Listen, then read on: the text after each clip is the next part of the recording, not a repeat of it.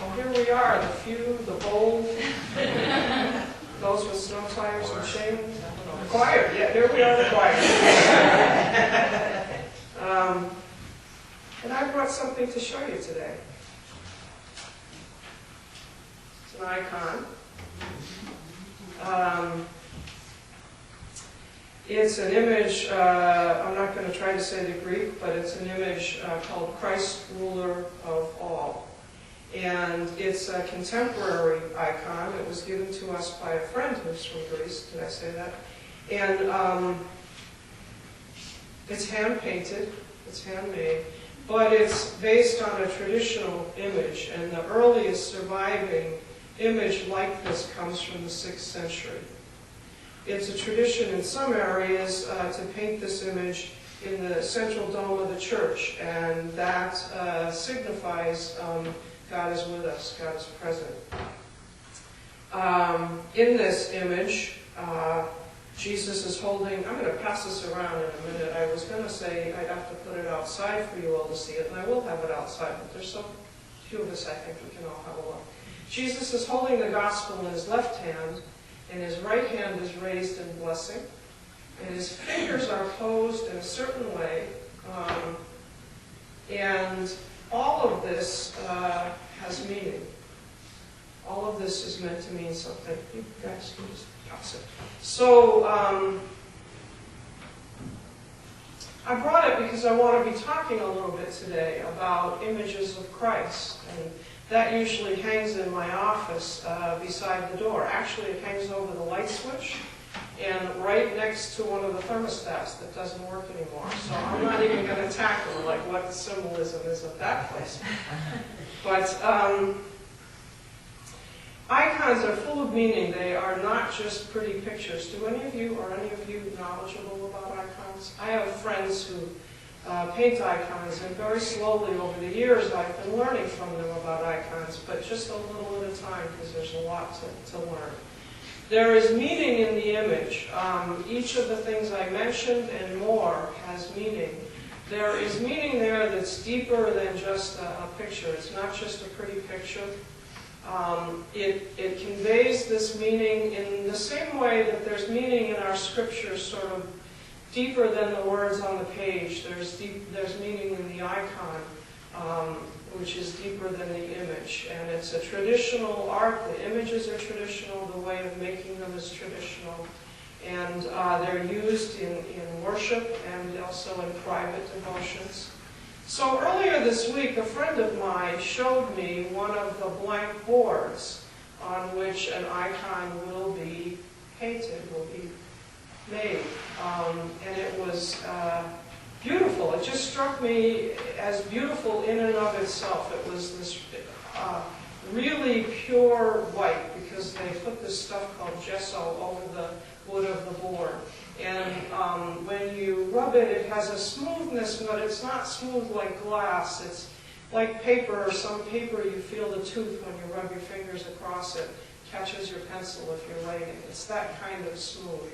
It just seemed to me to be a beautiful thing in itself. And I started to think about how icons are made starting from there. And since I was also thinking about images of Christ, I started to think about how we develop as images of Christ and what the parallels might be in that. And I'm going to come back to that in a minute. But first I want to talk about today's gospel, the story of Philip and Nathaniel and how they got to know Jesus.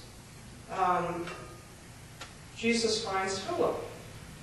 And before Philip comes to follow, he goes and gets Nathaniel. And they both go with Jesus. This story comes very early in the public life of Jesus, very soon after his baptism. And the story right before it in John's Gospel is John the Baptist pointing out Jesus to two disciples who leave John the Baptist and go and follow Jesus. So John the Baptist shows Jesus to those two. One of those two is Andrew, the brother of Simon Peter. And before he goes to follow Jesus, he goes and gets his brother. So we have this thing happening from the very beginning. Individual Christians call other Christians, call others to faith, call others to become followers of Jesus. That's the pattern that we see. Jesus reaches out to us, but also our brothers and sisters reach out to us. There's an understanding there that each of us is able to show Jesus to those around us.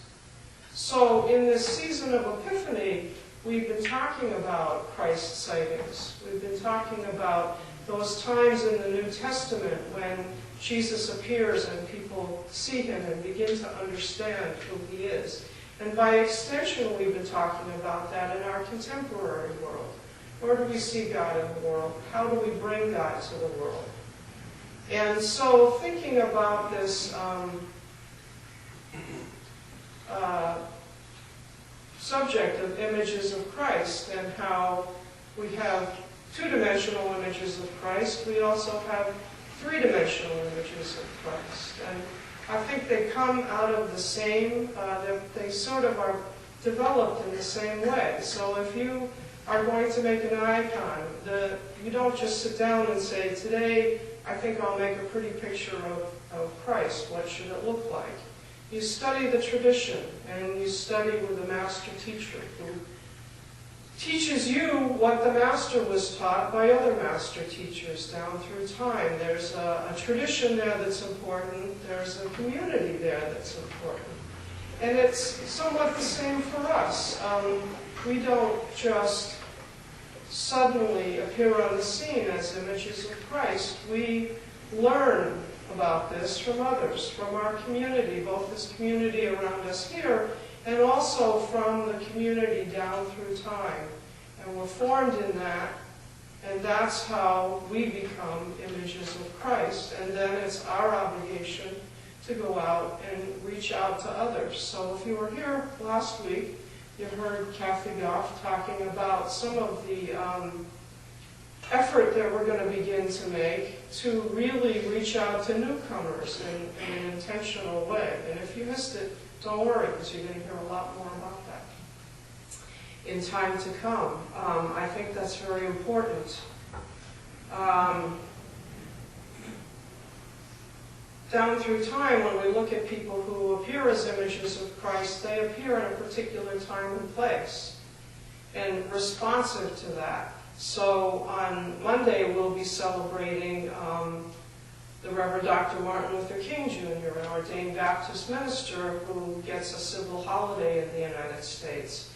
A man who was an image of Christ in his time and place in a particular way that flowed from who he was as a person and also what the needs of his community were. And he did that faithfully, and it was hard and it was costly. It cost him his life.